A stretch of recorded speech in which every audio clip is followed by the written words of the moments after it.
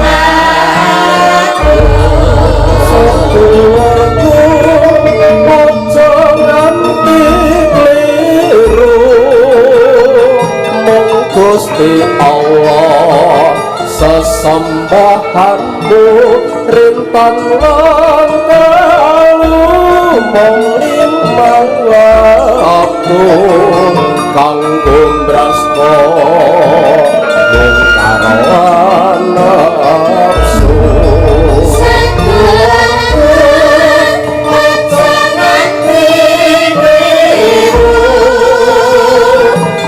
Gusti Allah sesembahanmu bintang lan berlimpah aku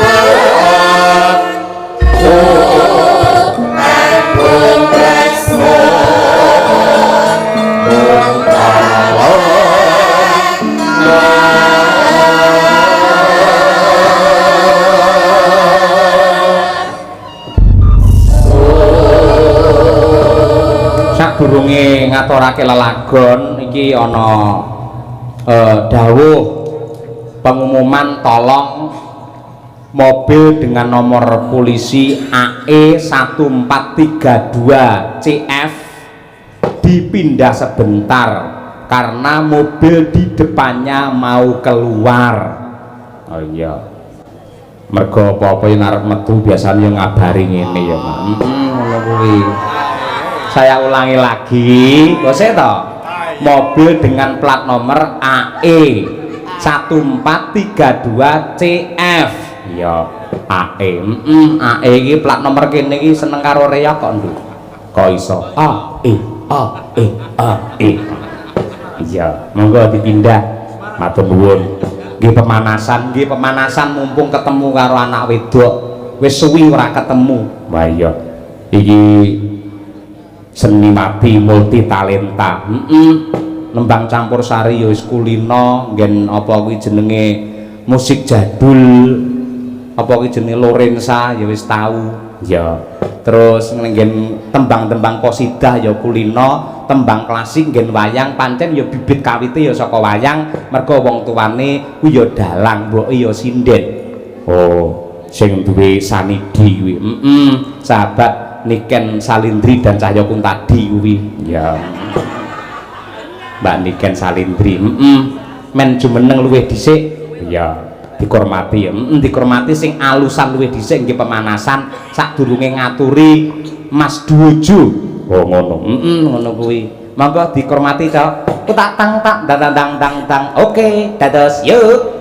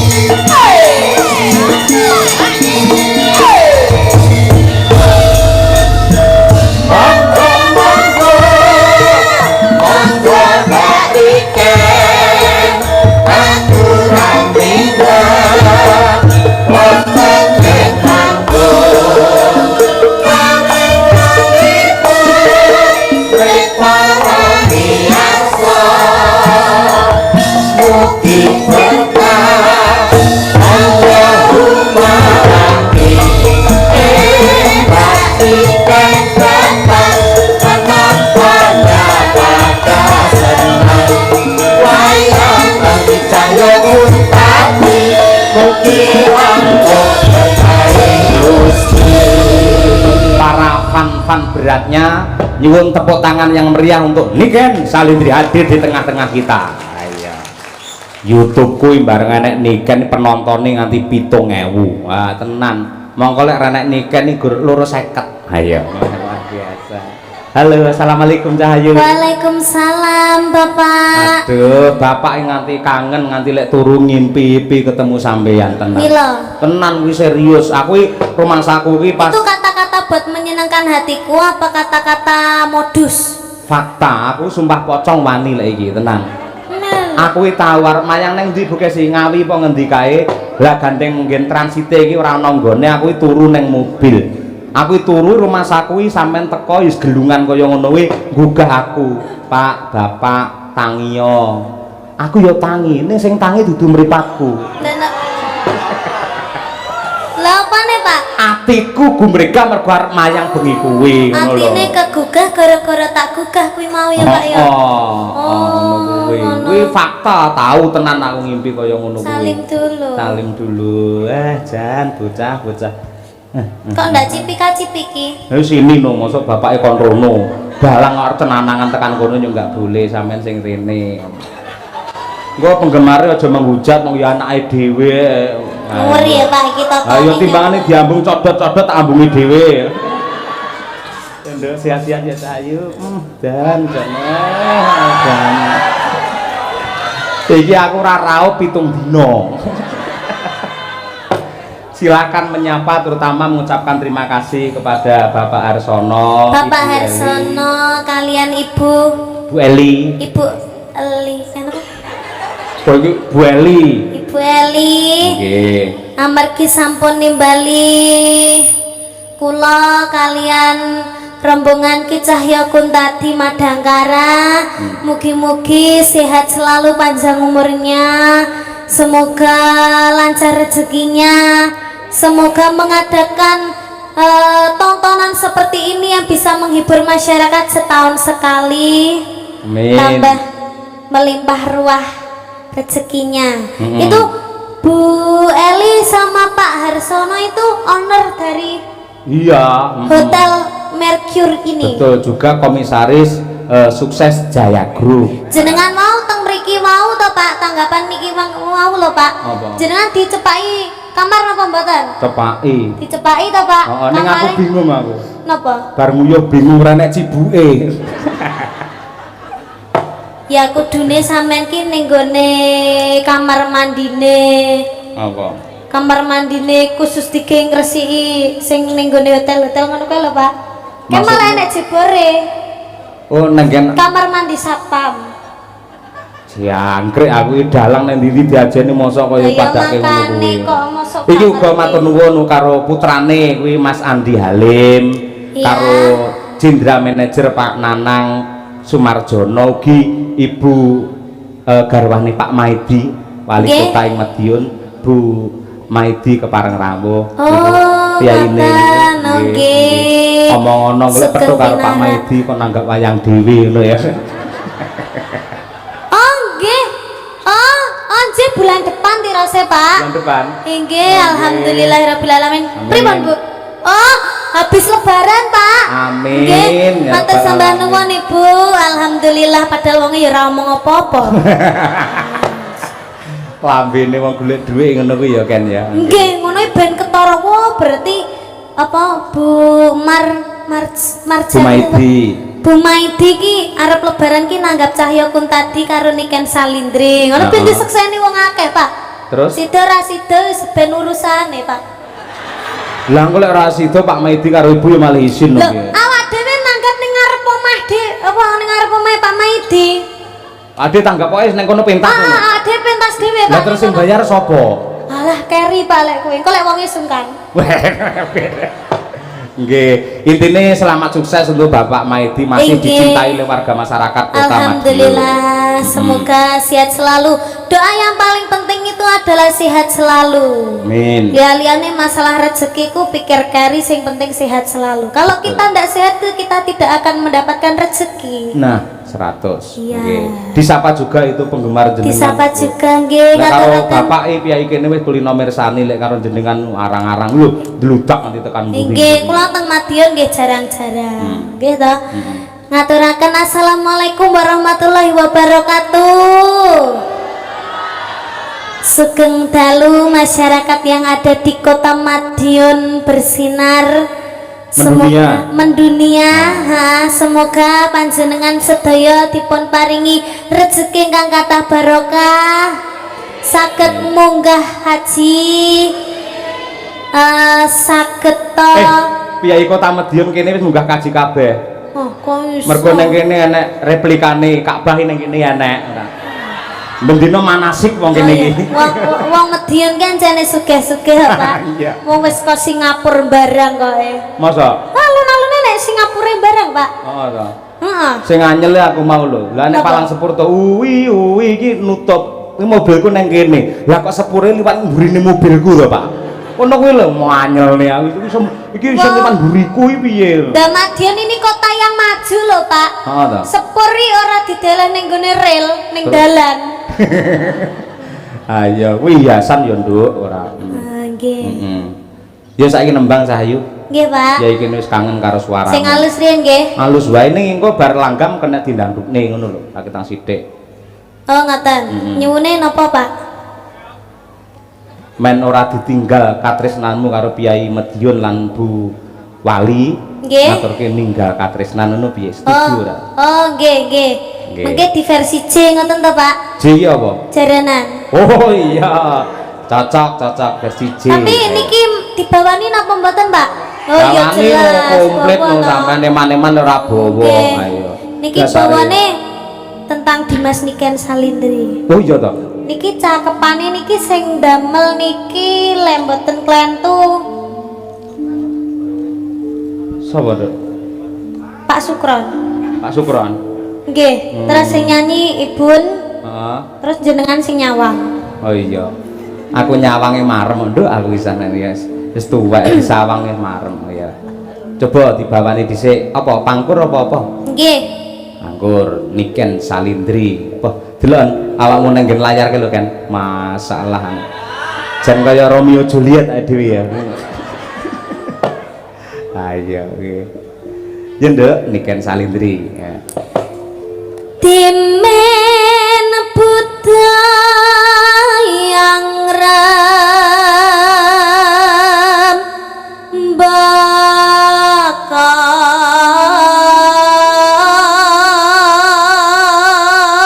bakal masih nangling cahyane raka eksi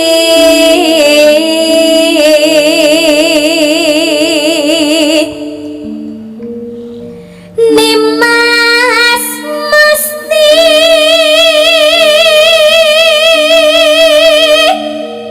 kaning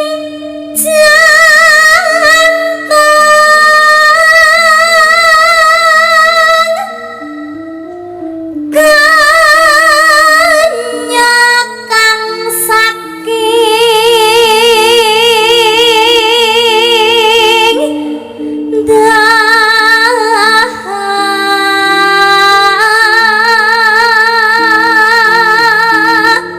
Sa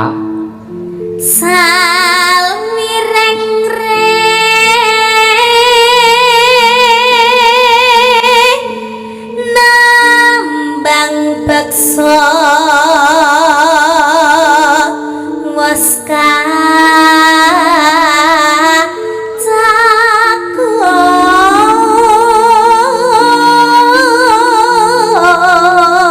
kacakok Lin linambaran jiwa tomo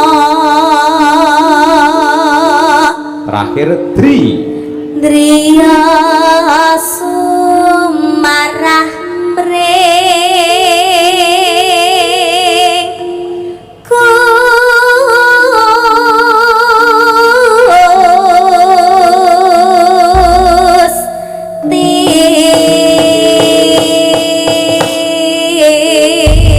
Iwan tepuk tangan yang meriah untuk Niken Salindri suara emas dari kota Kediri.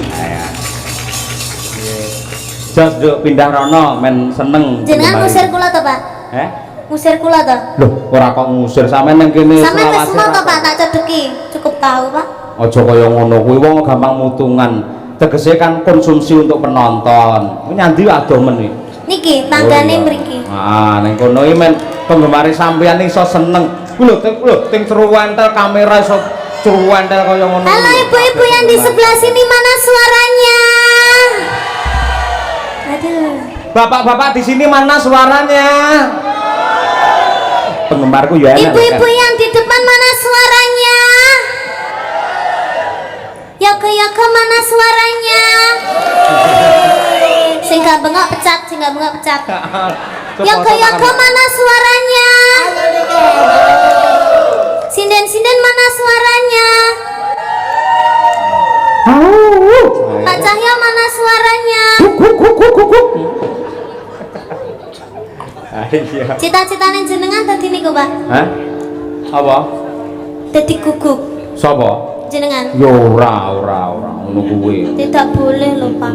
Lah enak apa ora ta iwak guguk iki? Ya ndak ngerti lho, Pak. Masa ora ngerti? Lah menurut jenengan enak apa mboten? Ora enak. Mun yo berarti tayu mangan ngono. Berarti tahu mangan. Lambene.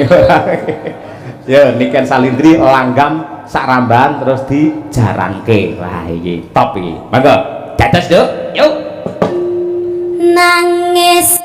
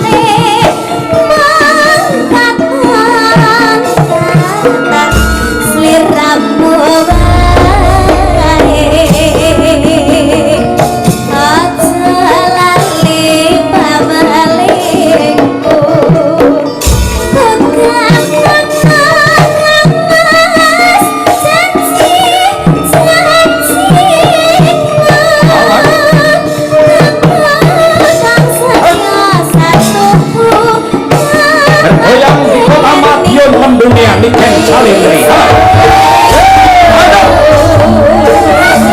Lek kene kayu.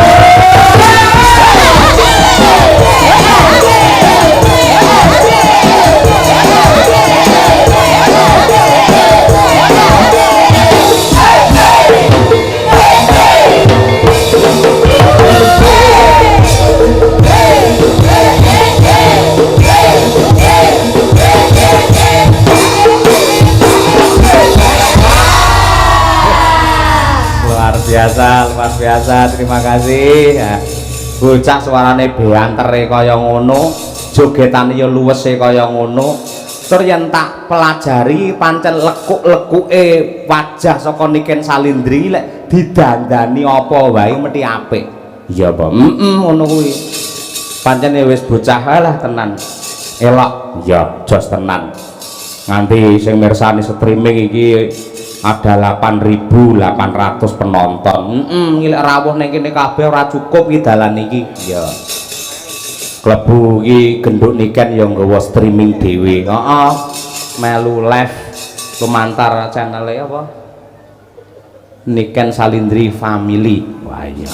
Makasih Nduk, Bapak iso melu muncul ning channelmu. Yo genti iki men anak wedok leren dhisik nanjake duojo. Wah iya. Mas Klitik karo Mas Kluthuk Slindro Mas. Kanggo menyapa warga masyarakat Madiun. Ya. Panas-panas melaku. Wah iya.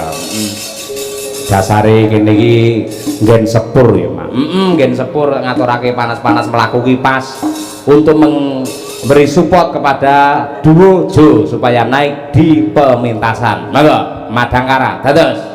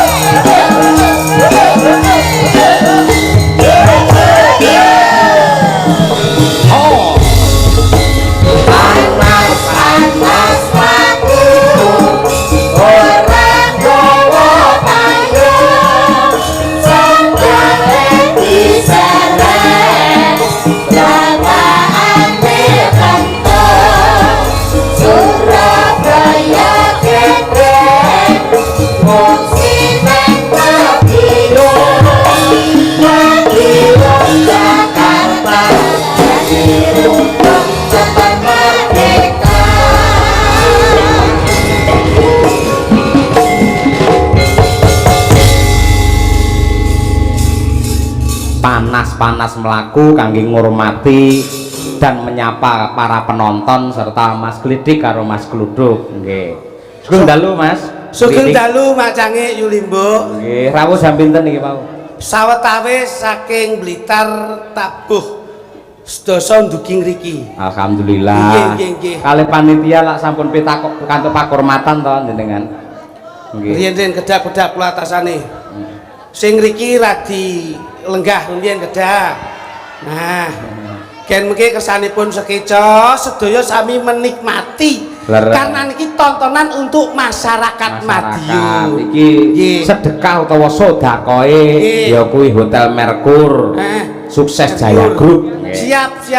Alhamdulillah Gus. Nggih. Dawuh saking panjenengan Nggih. Sowan wonten Kyai Madiun Kota sedayanipun. Nggih, nggih. Sedaya pinanggih bagas kewarasan mboten wonten rubeda nirik sambikala. Nggih. Cekak aos ridho lan hidayahipun tumurun saking warga agung Madiun sedayanipun. Amin. Nggih.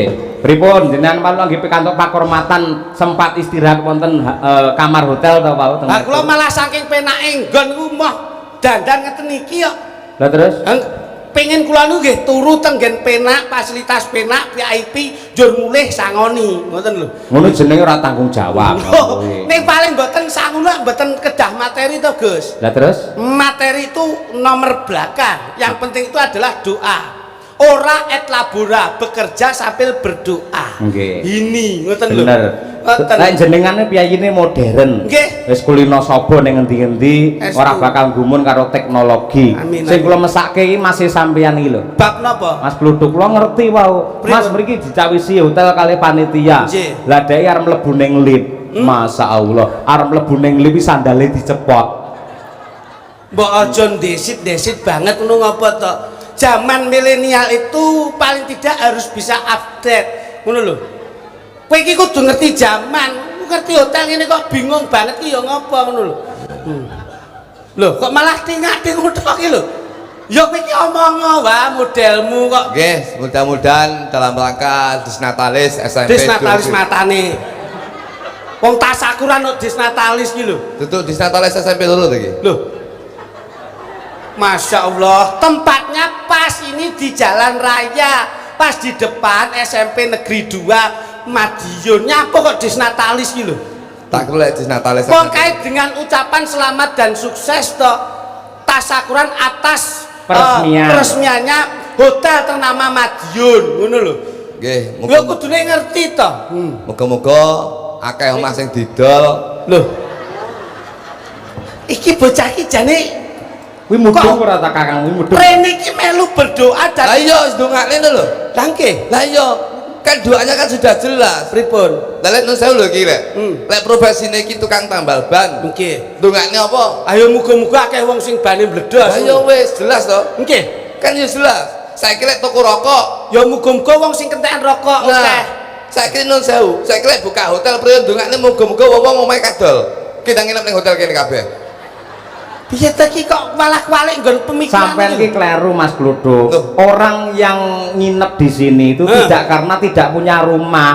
Neng pamane kunjungan ke Madiun, Nah. pengen refreshing karo keluarga. Engko terus nginepin neng hotel Merkur. Masalahnya ini tidak tahu bahwa perkembangan perekonomian yang ada di Kota Madiun itu seperti apa. Kota Madiun itu dipenuhi dengan destinasi wisata. Betul. Nah, mula oke investor-investor yang masuk ke Kota Madiun, jur iki berkembangnya zaman, mula kekurangan fasilitas untuk penginapan. Betul. Mula Pak Harsono ki ndamel ngeten iki nggo mencakup dan melengkapi Kota Madiun, ngono lho. Kok malah wah bocah ki nek ora tahu pengalaman ki yo ngeten iki. Nggih, mangkandani Mas Kritik ngono. Omahku kuwi. desa. Loh, lah pra yo enak wong kutha kok rumangsamu. Nginep ngene iki tok sewengi 750 eman-eman. Astagfirullahaladzim. Kosek ta kosek. Perhitunganmu ki kok aja kok ming duit, Mas. 750 tak nggo mangan keluargaku wis 2 minggu. Cangkeme lho. 2 minggu. Ha iki lak perkara ki lak kalangane beda-beda sesuai dengan kebutuhan. Nah, Lah nek ana Wes. pejabat daerah, tugas daerah, apa ya arepe sare ngendi nek ora dicepaki nggon ngene iki? Ya ning pom lho. Piye Aku coba? kulino.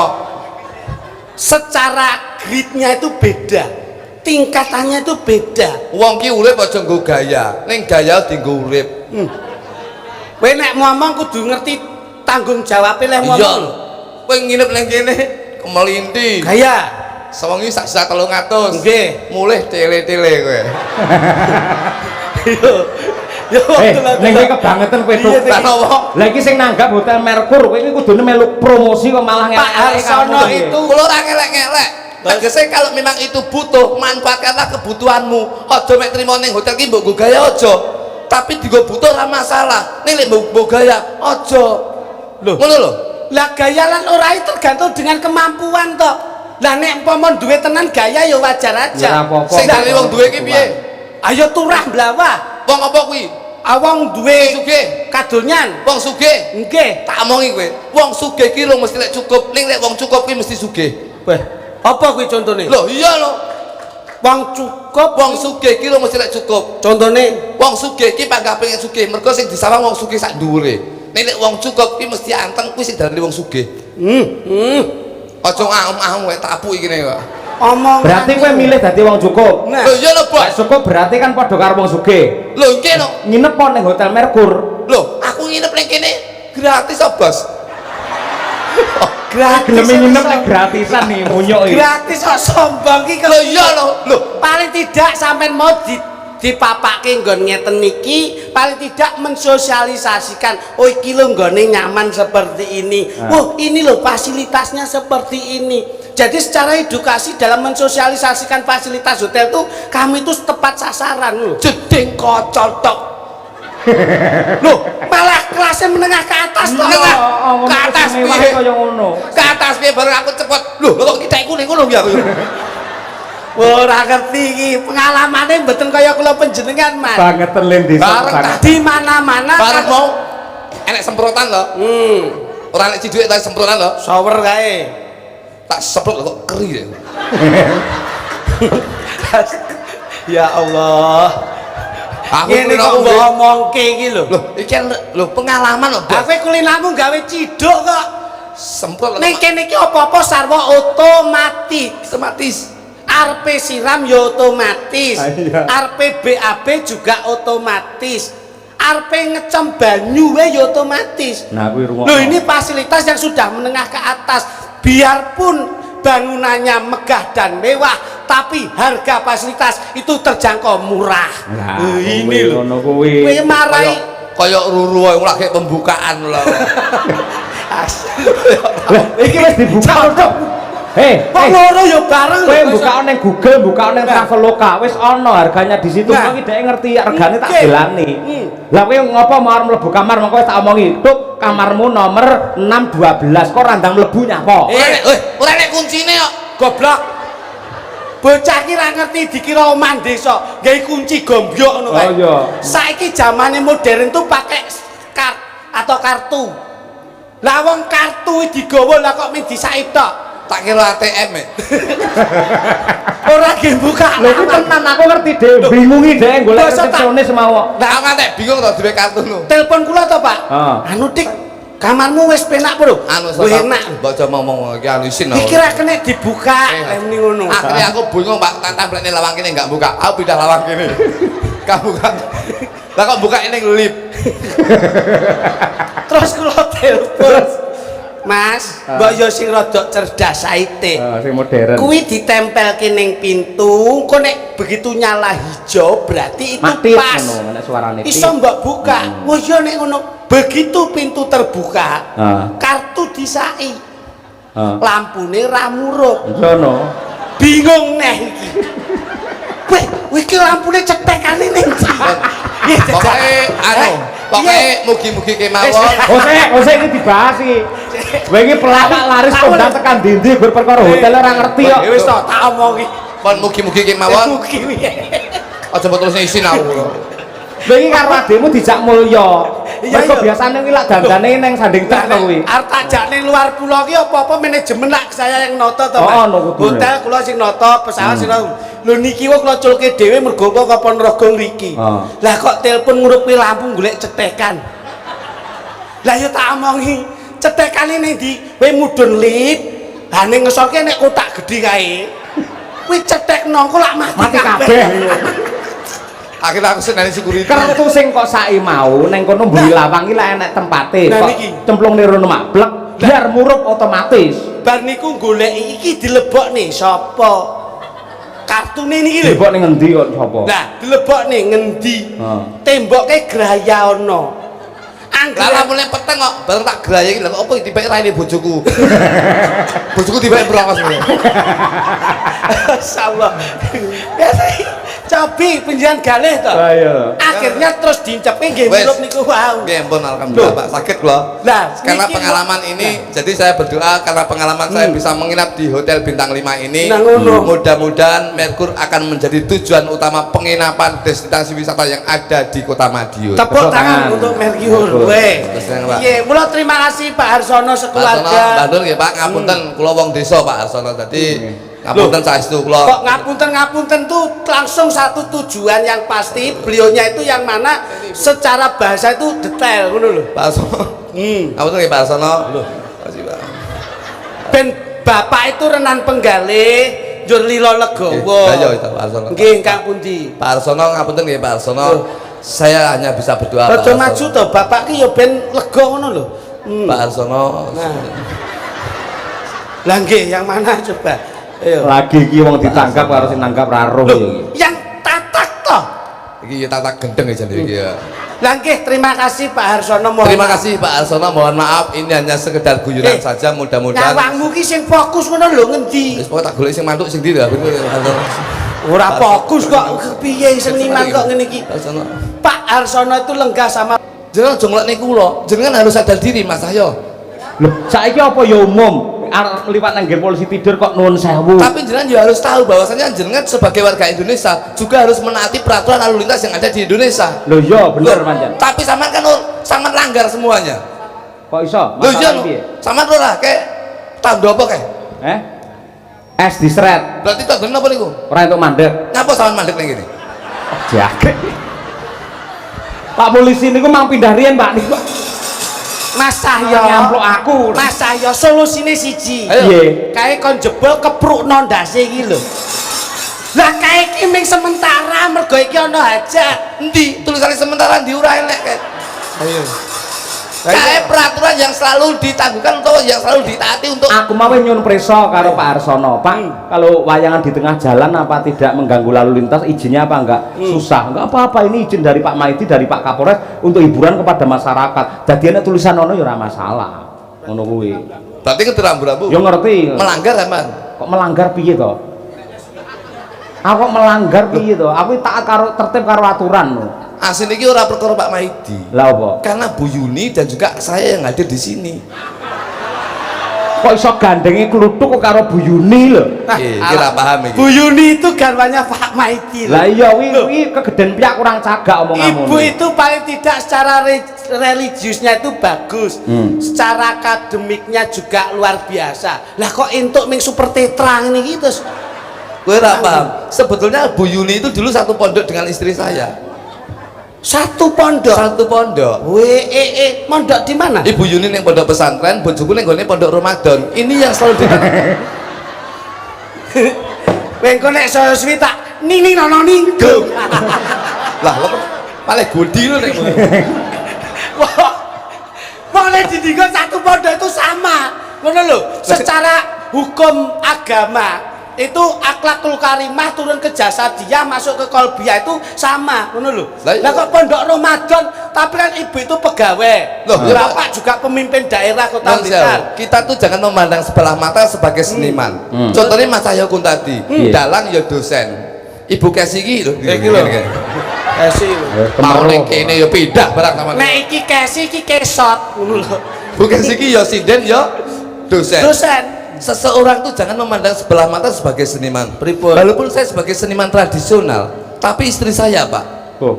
Loh, nun sewu. Bojomu? Loh, pegawai Pemda loh, Pak. Pemda itu Pemerintah pegawai daerah. Pemain dangdut. Alhamdulillah. Saliki pun Layak melu Lorenza pisan ayo. aku iki. Masuk. Berakisin ke sini loh. Ini di depanan. Di depanan. Ini tuh di depanan. Wis gerang kaya ngono ngileran to, Dok. Iki gawan sini. Ini nih. Kowe iki kita yang ganteng ya pekok. Ini nih di depanan. Bahasa Indonesia apa? Goro-goro mikir Ora pegawai. goro-goro pancen kowe iki pekok. Saya itu malu. Di depannya. Di depannya ibu pejabat, di depannya bapak pejabat, piai-piai yang linuweh, beliau-beliau yang berkompeten. Itu paling tidak secara intel kanit. Ilmu intelijensinya itu tinggi ngono lho. Kowe iki mare rapal, Mas Cahyo itu piyaine andap asor dan tidak sombong. Sing ngomong sapa? Duh, malah iki lah dalang Makanya diprioritaskan di Kota Madiun. malah Mas Cahyo iki dalang dalang lek ora kebak tata krama biasanya malah ora diundang karo sapa-sapa. Aku ngerti etika kok. Sapa? Menghargai kepada Jenengan iki malah dalang sing sombong jenengan iki. kok iso Lho iya no, kula ditangkap madhep rono, sinden ditangkap madhep rono, sampean iki ditangkap malah madhep debok. aku masih krono lho Oh, saiki wis pindah. Piye ya nek Maido ki penak. Ning nek lakoni yang sing nimbal iki Pak Maidi kok Pak Maido gitu ya. Pak Wali Kota niki Pak Maidi. angel men omongan karo kowe iki ora ngene lho Mas. Awake dhewe ki Maido penak. Pak Maidi. Iya. tegese awake dhewe mengkritik ngono lho maksudnya Nah. mengkritik Maido iki Dadi apa? wong lakoni karo wong nyawang kuwi luwih abot sing lakoni. Lho nyapa dilakoni labot? Lho wong ki gampang lho. Urip ki aja lek abot ya aja dilakoni. Ya ning wong kuwi sawang sinawang. Lah lek ra gelem nyawang ya aja disawang. Rampung to. Mergo urip ki gampang. Wong seneng ki urung mesti lek tenang, wong tenang ki mesti seneng. iya ning wong urip ki lak angon rasa to Lho sing dingon iku dene wedhus karo sapi rasa dingon. Wah, sampean yo masalah. Mas Cahyo. sik to nuwun sewu sing jenenge dalang ora mung omong Lah, nggih. sabetan barang tegese tangane ya dikrembyahke sikile ya diobahke Maksudnya pripun? wonge gelem krembyah bakal entuk opah ngono Lek tangane kuwi. pripun? ya digarke nyekel wayang begar ngene iki akhire entuk duwe Lek begar? entuk duwe Lek gegem? ora entuk duwe Sampeyan ro petinju ora? kowe iki ya dagelan kok meneng ae piye to Dik Iki bengi golek slamet dhewe-dhewe ya. Wis aku ora melu-melu kuwi urusanmu. Golek slamet dhewe-dhewe. Nggih lho lho. anu lagu-lagu ya So. Sebabnya tadi ini kan leren tadi los. Ono. Jadi urung mesti Mas. bojomu melu ki ya Melo. Heeh. Anakmu ya melu Melok Mas. Heeh. Alhamdulillah bojoku ya jan jos Mas. jas piye Wah, apik, majak ning hotel lantai Loh. 6 mau Nggih, apik kula. Sing gegem tangan kuwi lali lho. Engko timbang diurus engko. Ah, Ayo. malah kok elene to Dik lah kowe kok malah meneng. tak sak ngomongane bojone malah ngomongane tangan neh ora Lah bojone ben durusi dhewe, bojone kene ning kene kok iso ngono lho. Ini namanya. Kita itu berbineka tunggal ika. Nah. Betul Mas. Berbeda-beda tetap satu jua. betul Beda bendera, beda agama, tetap tanamkan persatuan dan kesatuan. Laras. Boten kok wonten ing jajaran institusi kepemerintahan kemawon boten. Nanging di keluarga besar dalam budaya ini harus ditanamkan seperti itu. Iya. Sampean pelawak penjenengan ngasto dalang itu butuh chemistry, butuh ikatan hati yang selalu melengkapi. Betul. Lah nek ngeten iki lak kula njur kepenak lan boten kepenak lak dipun pirsani piyai-piyai budaya ngeten iki. leres Jadi paling tidak sampai tuh bisa ke sini ikut di pagelarannya Mas Cahyo Kuntono ini. Mas Cahyo Maidi. lambene do teng kecotot ra genah Dan satu kebanggaan dan satu kebanggaan bahwasanya dalam rangka peresmian Hotel Mercury ini tidak hanya menggelar budaya tapi pada malam hari ini banyak door prize yang akan diberikan terhadap penonton yang hadir pada Amin. malam aku ini. lagi ngerti lho gini Nah, ini salah satunya bentuk ini hadiah utama inggih menika setrika Mas Pion menika. Oh, ndase wong lho gini, Pak. Iki lho samplok samplok sirahe kok setelika Mas Priyo. Tak kira setrika ngene iki, Pak. Genyer telika cengelmu kuwi. Ndase wong. Astagfirullah. Ndase wong lho, Pak. Pak ngapunten nggih, Pak. kuwi ado kok Ponorogo tekan kene padane setelika Iki Lah wong tak kira kok ngisor ngene lho, kok nek ngene iki aku ya. iki iso urip iso nyawang kok iso. Kowe padha ngenyek Gusti Allah lho kowe. Oh, ya nyapa. Lah iki Lah, ciptaane Gusti iki Allah. umate Gusti kok.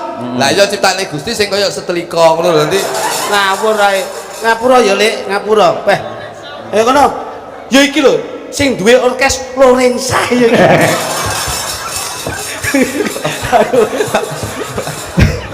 Ayo, nyuwun njaluk sepura. ngapura saurunge poso-posomu rasa lek ra njaluk ngapura lara atimu kok Iki dek mau wis megeng kuwi nahan kuwi ngempet. Oh, megeng Kowe nahan. ora entuk kok terus njur maido ngundamono fisik seseorang itu sudah ginaris dari masing-masing umat Gusti. nah banyol ya banyol aja menyakiti seseorang njaluk ngapura Hmm, Lek sebenarnya Lek. mangsamu. Maaf ya. guyon. Ngono ki paling ora ki sepuh karo panjenengan iki sepuh. Sangone tuk mesake. Ada apa Ponorogo lho. Penggemare Mas Cahyo ki ya setia. Utang 50. Lah. Dadak utang. Jenenge ora nggowo. Jiwa loyalitasmu itu dicontoh seperti Pak Harsono. Pak Harsono mboten. Itu loyalitas yang tinggi, sedekahlilah yang luar biasa. Ngeten iki yang dihitung rupa arta pun pinten atus yuta Jobi. Tapi tidak melihat bahwa itu sebuah mengurangi rezeki beliaunya mboten, tapi justru beliaunya semakin kuat dan kokoh mergo sregep sedekah. Mula kowe sedekah kuwi ora dadak perlu wedi. Ayo ndang dilungke. Profilane pira? Ora lokak saya kebak Mas Gluduk aman. Rezekine Pak Harsono tumiba wonten panjenengan. Nggih. Lajeng tumiba wonten Mas Gluduk. Nah, sampean kok nek rene barokah mengalir ngono lho. Ya mesti kongkonan iki. Ora kok kongkonan. Wis ora tau ngetokne maklar tok iki. Inisiatif. Saya omongane tenanan lho kuwi tok. Inisiatifmu ki ya kepiye ngono lho. Sagen Pak Peda Montor kuwi kok Ponorogo ora ayo. Anu susuk 80 susuk.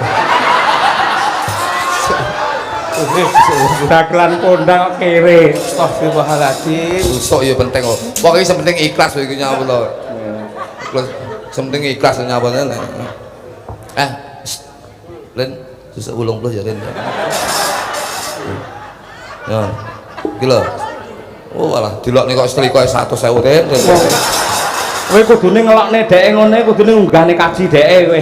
Kowe iki Mas Cahyo. Nggih. Oh alah. Sampeyan ki sewengi kuwi mbok nggih urip sak wulan turah. Mung trima kedudut dhuwitmu 100 leh mundremimil. Sing nggih urip ki ngwehi remote. Oh, sing urip ki nggih remote tipine sepiro lho iki. Piye ya nek ku Mas ku bahasa sing penak ngono lho. Gusti Allah ki meni sinyal. Lah, Oh, lek ora akeh konco. Memberi kode ngono lho. Memberi kode. Bakal nomere sapa? Alah godhog. kowe iki nun sewu, Pak. Kula ki nek kalih Mas kula niku jan anu. Kaya-kaya ki trimo ora penak. Sing ngene. Cah cilik-cilik ki nek seneng wayangnya aku jan diemen aku. Alhamdulillah.